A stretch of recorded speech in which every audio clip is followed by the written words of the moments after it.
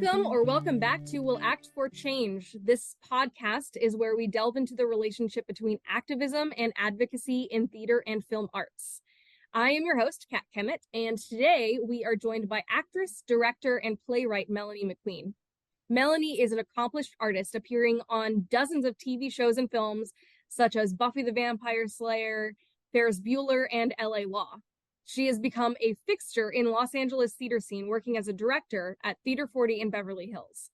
Throughout her career, she has worked to write, direct, and develop works that illuminate social issues. In the 1990s, Melanie wrote a musical highlighting the oppression of certain groups in the name of religion, titled In the Name of God, or Honk if you love satire.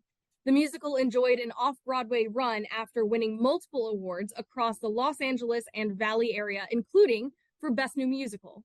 Since then, she has been heavily involved in directing works at Theater 40.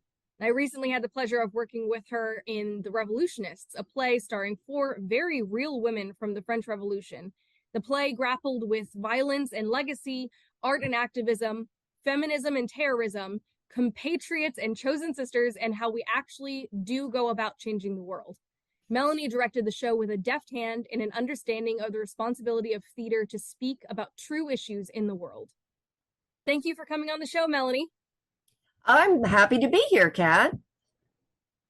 So while I was looking through your bio, you've been involved in theater and film for decades now. So my first question for you, have you noticed a change in the stories we tell or the stories that audiences are drawn to? To some extent, I have. I think there's a certain consistency with audiences in that they like to laugh and they want to feel things, and they always love comedies. They always love escapist kind of stuff. But I have noticed, luckily, more and more pieces that stir the heart and mind, as well as are just pieces of escapist fluff. Nothing against escapist fluff. We all need escapist fluff. Right. But I had definitely seen those things crop up, and in a big way too, on Broadway as well, which considering how much money it takes to mount a show on Broadway, I'm very impressed whenever they do a piece that hasn't been done or is maybe not an automatic audience pleaser, like where you sing about the music of the night or something like that, but there's certain things about human beings I think are consistent. They want to laugh, they want to feel, and more I think our world is so connected that we are all thinking about things that maybe we didn't think about when I was a little girl, because the world didn't seem as connected then. Now there's no way to escape the connection. We are in each other's faces all the time. So when you are working on a project or looking for a project to direct, what inspires you? Like, what really speaks to you when you're looking for that next thing? Like actors will say, as I say with my acting work too, sometimes you just take the job you're offered because it's a job, and you get it, and you get a paycheck, and you do it. But when I have the chance to pick things, I notice I gravitate to one of 2 categories for the most part. Either a category of fun, fluffy, escapist, let's all just have a good laugh, like I did the Plays the Thing at Theater 40, a few before I did The Revolutionists, and that was just silly fun. There was no social relevance to it at all. It was just silly fun. And I love that category. Or I find I tend to choose pieces that illuminate an area of our history or our collective lives that hasn't been illuminated that much, like Taming the Lion had to do with a gay man, a real person. I also tend to gravitate towards real people, I noticed. A real person who was a gay actor who was going to be forced into what they call a lavender marriage and marry a woman, even though he was gay. And I noticed as I look back on my, I'm not going to illuminate, I'm not going to, enumerate them all, but I noticed that I have chosen pieces that had to do with real historical figures and their interaction with the social issues of their time. That's awesome. Yeah, it seems that there's a continuity in even issues that have been discussed in some of the plays that you've worked on and issues that we still face today. Oh yeah. Yeah. Yeah. You had mentioned previously that you were working on some new writing. Would you Yes. be able to tell us a little bit about what you're working on right now? Yes. During the pandemic, like everybody, we took stock, or we froze in place, or we had a breakdown, or sometimes we did all of those things. And I was doing quite a bit of reading during the pandemic, because also what was very prominent at the time was the Black Lives Matter issue that was coming up. And I took the time to educate myself, read a lot more about Black history than I had known previously, which frankly isn't taught in schools, at all. And I also, so I was reading a lot about that. It was also because it was about to come up to the election for 2020, that it was 100 years since women had gotten the vote. And I wanted to do a piece that had to do with women's struggle in this country, particularly to get the vote, which had happened in 1920. And so I put together a Zoom reading with a lot of actors from Theater 40 and some outside of Theater 40. And we did that just before the election, because I just don't think that many people realize that the rights we have were not automatic. We had to fight for them. We had to do a lot of work over many, many years to get them. And that's true of women, that's true of Black people, that's true of Native Americans, that's true of everybody. So the pieces I am now focusing on, one of them is a continuation of that suffragette theme. I'm doing a suffragette play, and I'm also doing a play called Johnson/Johnson, Two Presidents, Same Problem. And that is about Andrew Johnson and Lyndon Baines Johnson and their struggle with civil rights and how they dealt with that very, very differently.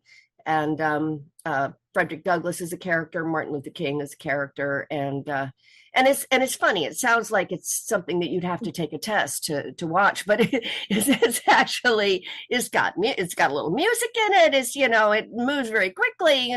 I don't want people to go to sleep while they're learning something. So yeah, yeah. You entertain while also. Oh, you have to entertain, otherwise people turn off. Yeah, yeah, exactly. Yeah. Now, The Revolutionists was a tall task. Dealing with real people. The set design was a little bit complicated to kind of structure and deal with, but you're doing everything in a very imagined modern version of their reality. How did you approach tackling that show? Well, first of all, you've got a Lauren Gunderson play, and she's an amazing writer. So you're ahead of the game right there, because she helps you out a great deal. But as a director, and of course you as the actors, we all had to walk that fine line between these are real people with real feelings, and yet they're in a surreal, not real environment. And that was something that I worked on, like you said, with the set design. I had a lot of input with Jeff Rack, our wonderful set designer. He and I discussed the set, ways to make the unreality pertinent, and also to still have people in the emotional reality of where they were with these characters. And also the costumes. There was some little things off with the costumes we didn't want them to be completely realistic. And Michael, our costume designer, I had a little bit of a kerfuffle about that, because he was like, well, that's not how they wore it in that time. And I'm like, yeah, well, but we're not trying to be completely on point with the costuming here. This is taking place in a surreal environment. And he and I finally came to a rapprochement about all that. But But those are things, and the filmy parts of the set, some of it was very concrete and real. You remember I ordered you those little pens to stick on your desk, the little sword pens. No one Right. was actually at that time writing with sword pens, probably now nobody's writing with sword pens. But I wanted to make the point that the pen is mightier than the sword, and that was why. And I don't know if anybody took that away from that little little bit, but that's what that was about. Right. And there's little nods to that throughout the show and throughout the things that you had added. Right. That I Well, recall. we had men. Her original script doesn't have any men, but in the original production, well, in one of the productions I saw, they had the women interrogating the women in the scenes where they're being interrogated by the powers that be. And I didn't want women interrogating women. I thought that went against the spirit of the play. So that's why I was able to get a couple of wonderful actors to come in and do those male voices for us and that male presence for us, so that we wouldn't have women going after women, which I didn't want, Right. Yeah. Right. When we were first working on the project, we all knew the gravity of the intent behind the words. And as is said throughout the play, we don't write what we know, we write what we want. How true is that for you as a writer? Yeah, I think everyone who writes in any kind of, whether they write novels, plays, whatever, has always heard the write what you know, admonition, write what you know. And I think that's fine for us to write from our own experience. But there's so many things that we wouldn't have in this world creatively if we all only wrote what we know. We wouldn't have science fiction, we wouldn't have fantasy, we wouldn't have historical novels, because were you living back in the time of the pharaohs? No, you weren't, so you don't know about that, or you only know what you've read, whatever. But then I know the other thing you're talking about with that is, rather than writing about what your present circumstances are, write about what you hope will happen, or what you visualize happening, or what you would like to manifest happening, that kind of thing. And I that does influence me, but I think I do work myself from a more historical perspective, along the lines of those who don't know history are doomed to repeat it, kind of thing. Right. So if you don't know that this has happened already, and this has happened already, and we screwed it up last time, and we screwed it up this time, maybe we shouldn't screw it up this time. So Yeah. I put those things out there in terms of, let's look at where we've been so we don't go there again. Right. So we can look at where we've already approached some of these subjects, and this is the conclusion we came to. So Right. And maybe we should go left instead of right, or we should go up right. and down, or we should zig instead of zag, do something different. And then of course you can also show with writing wonderful things that have been accomplished in history, Right. where people did amazing things that are very admirable. It isn't all just a doom and gloom, oh my god, everything we've done is awful, but I do like showing historical perspectives, because I think we learn so much from looking at where we've been and then kind of imagining where we might go from there. Right. I mean, Yeah. that makes a ton of sense. When you're writing or when you're directing, what do you hope that audiences will come away with from your shows? Well, when I'm directing, when I'm one of those directors, I don't like to impose a whole lot of things on a show. I'm very respectful of the script. If I think it augments the writing, then I'll put it in. But what I generally try to steer away from is people going out of the theater going, what a wonderful director.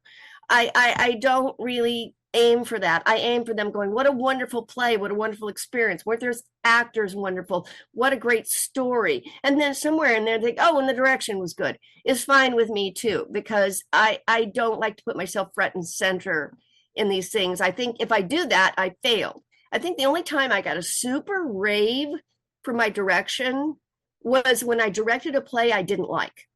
Oh, wow. And, and the reason I got a super rave for it was because I put all kinds of stuff, I imposed all kinds. It was so obvious that the director had had her sticky little fingers all over it because I was so afraid it was going to just tank if I didn't. And I practically directed every eyebrow twitch, which I usually do not do, you know. Right. And I got a rave review, oh, marvelous directing, because I put myself in front of it because I felt I didn't trust the play. I didn't trust the Right. play. I did trust the actors, but I didn't trust the play. And therefore, I put myself front and center, which is not something I usually like to do. Now, with plays that I write, my husband and I have discussed this because he's like, no, just tell a good story. And I was like, yes, tell a good story. But again, what I want when I write something is for people to go out and if they say, oh, she's a wonderful playwright, that's great.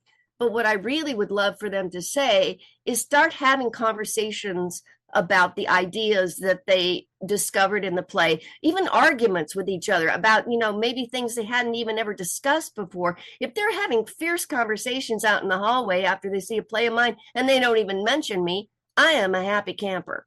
Because that's what I aim to do. I mean, I have an ego like everybody else. I love to get appreciation, but I mostly write because I want people to think about things and feel things. Yeah. Yeah, that's awesome.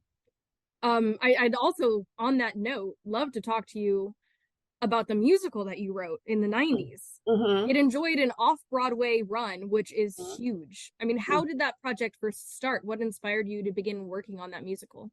Well, that was really a lifelong thing. I'll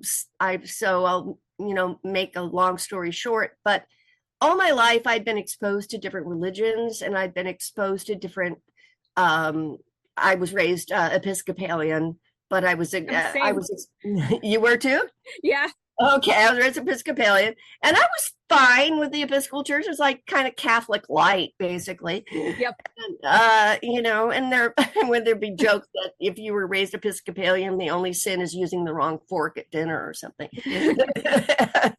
Anyway, but I started seeing these across any religion. My grandparents were Baptist. My grandfather was Southern Baptist. My grandmother was Presbyterian. And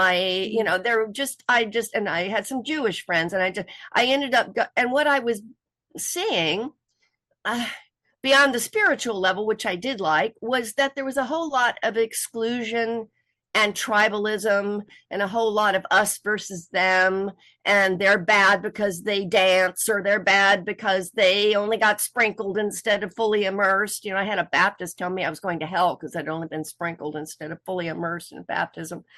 And it's like, you're so nice, it's so bad to go to hell because you're nice. It's an interesting line to draw, but I know those lines exist. Yeah, so and then there was another John and I met in a church theater. We didn't go to the church. This was a congregational church, actually. But what we saw was that there was a couple there, a gay couple, and they did all of the lunches and they made all the food and they decorated, and everybody loved them. They loved them as long as they didn't talk about being gay, as long as they pretended to be roommates instead of partners, and I thought that was so unfair. So there were just various things, about Native Americans and how they were forced to, and all these different people forced to convert to this, that, or anyway. So I wrote this play, again, entertaining. It's sketches and it's music. And I wrote it with my friend David Coleman, who was a wonderful musician and composer who was unfortunately passed away. And it was people would come expecting to be offended.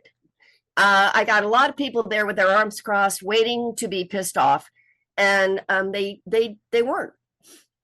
Usually they were. I mean, sometimes they were, but usually they weren't, because it was not really attacking belief or spirituality. It was really satirizing all the different ways that we hurt each other with our different religious beliefs, or we oppress each other with our different religious beliefs, and how we need to stop that. And that was basically what it was about.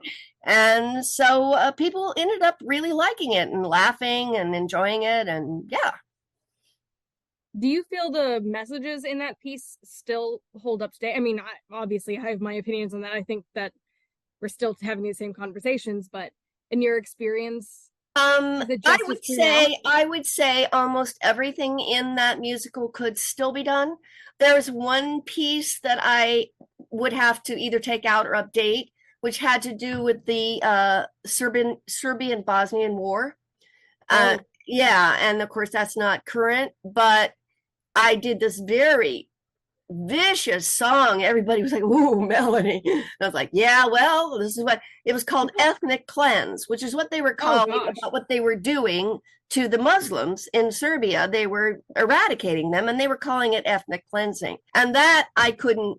I would either have to change or take out because it isn't current. Everything else about how women are treated, about how gay people are treated, about how we scare people with going to hell and all that kind of stuff, rather than talking about God loving you, etc. All of those things I could leave in there. Yeah, it would still Yeah. be apropos. I Which was is one talking, reason why when I originally did it here in town, I produced it and directed.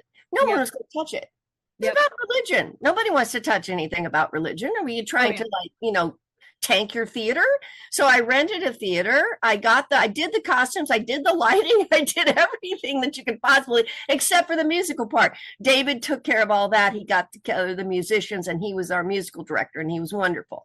But, but yeah, because I'm like, no, it's about what? No, that's the third rail. You don't do anything about religion. I think now, like you said, though, with Book of Mormon and stuff, we're getting a little bit more open about talking about these things without everybody freaking out and pulling, having their hair on fire or whatever. Of course, there's still a lot of people who do have their hair on fire about those things, but at least those things are out there, and we are having some discussions until some various political people stop us from having those discussions, I suppose. Right. Try I or mean, Bill was talking about this earlier as well. Bill Fitzhugh, I had him on the podcast a couple weeks ago, that the use of satire to Mm-hmm. to get an audience on board with what you're talking about Mm-hmm. is so important, because otherwise they'll tune it out. They don't want to hear about things that make them uncomfortable. So Right. you lean them into a certain comfort level and then you have their ear. Exactly. So yeah, Exactly. it's a very, I And mean, that's it's what I dark, think but we succeeded in doing. I think we did because we got very good reactions. We were selling out. Well, the LA Times review, of course, helped, but then we were getting good word of mouth. We had to close. A whole synagogue had booked the theater. They wanted to come, and we couldn't, accommodate them because the show was closing. But I was like, oh, I was really been curious to see what a whole synagogue was going to think about this. I really would have wanted to talk to the rabbi afterwards, but I will never know because we had to close. that's such a bummer. That would have been a very interesting show, I'm Yes, it would have been an interesting conversation. um now, on that regard, do you feel that theater has a responsibility to reflect these issues when they do come up? Yes, absolutely. I mean, everything that is happening in our world should be reflected in theater, Right. from the lightest, most fun, silly thing to, like oh my gosh, well, my big fat Greek wedding or whatever, silly family stuff, whatever, and everything else that's going on. Yeah, just definitely should be reflected in theater, and I think hopefully is and will be. Now, how do you feel the perception of theater has changed over the years, if at all? Um, well, um, I think that kind of depends on where you live. Mm, The big cities tend to have more focus on theater, especially New York, of course, or London, right. Chicago, and LA to some extent. But theater's always been the, bastard stepchild here in LA because it's always like film and TV. Everybody's like, yeah, we'll go. I would have a lot of actors I work with who like, well, I can't do that because I've got to go do a film or I really want to be in your play, Melanie, but what if and I've had to replace actors or have understudies because they had to zip off and do, which is understandable. It's a paycheck. Yeah. Theater, I'm sure I don't have to tell you, theater does not pay well for the most part. No. People have to make a living, Yep. so And also theater tickets are expensive. And I think a lot of people feel priced out of going to theater. Mm-hmm. And so I think that's one reason that we tend to put on things like, murder mysteries and things like that. So people feel like, well, if I go to the theater, at least I'm going to have a good time. I'm going to, get to solve the murder and, and that'll be fun, something like that. But as far as perception, I think theater had a lot more respect in the early days of film.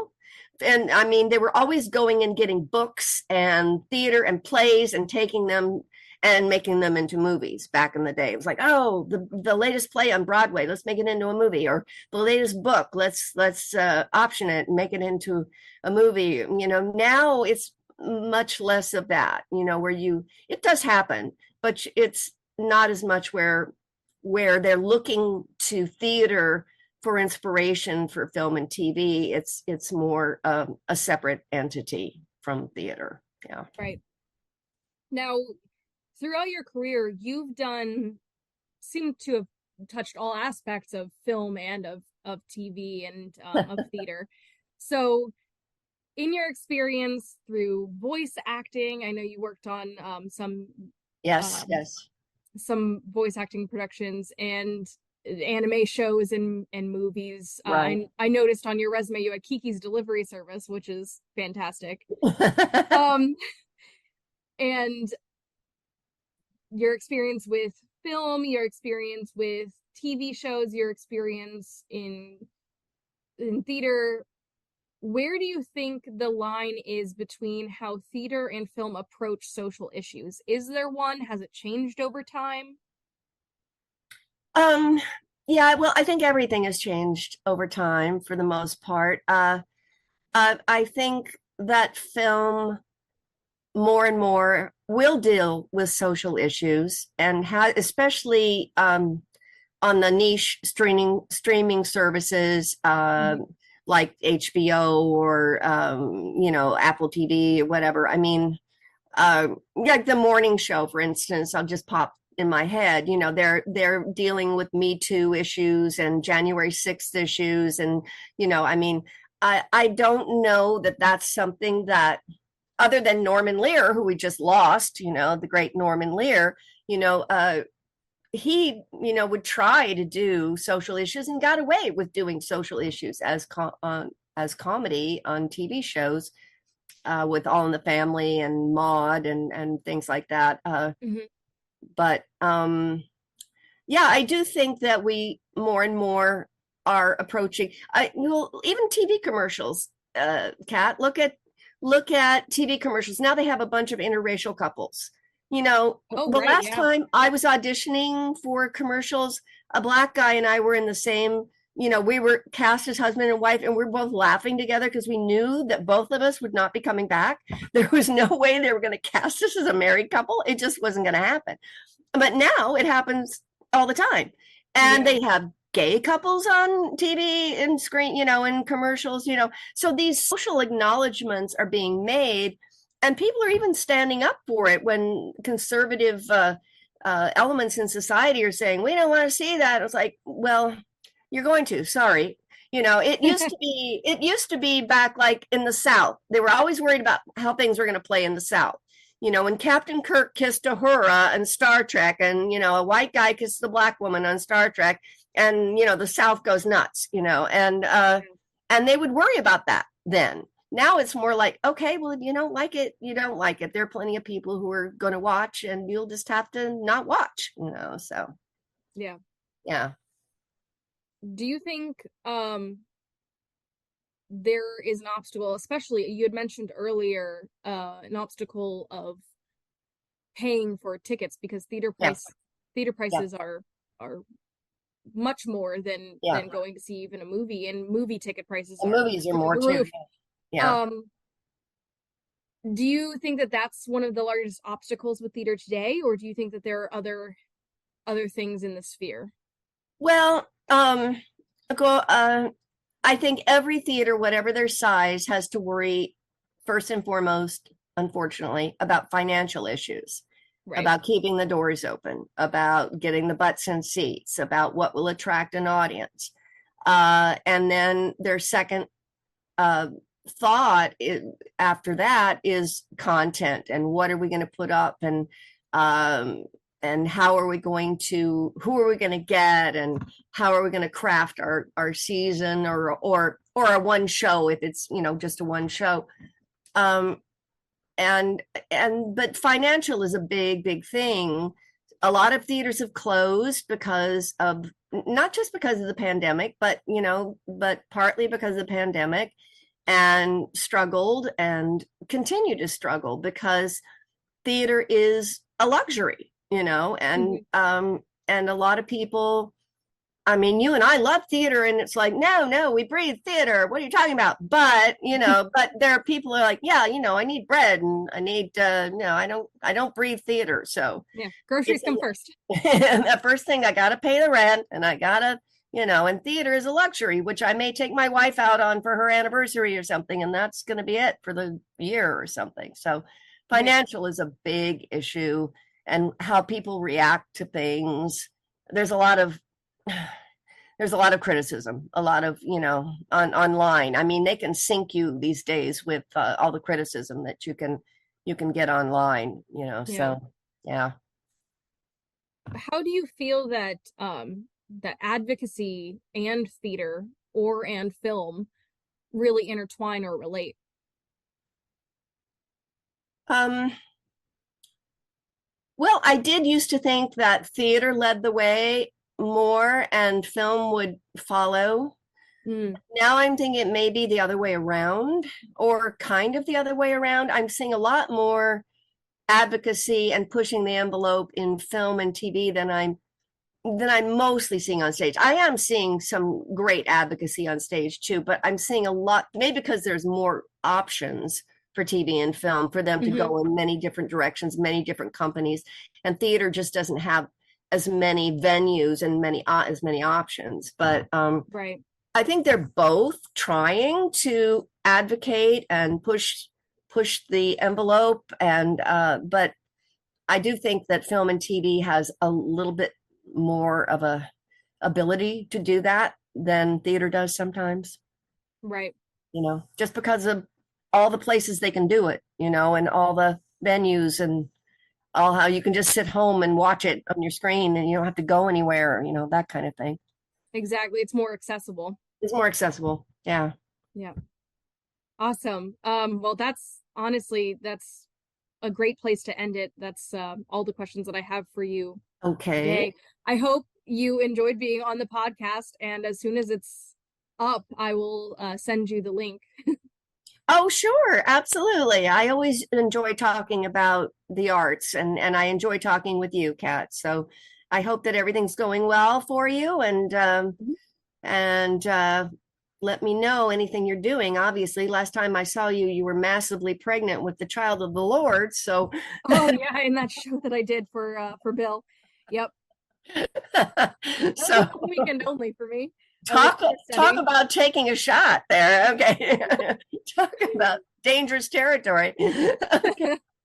So anyway, thank you so much. It was my pleasure to talk with you.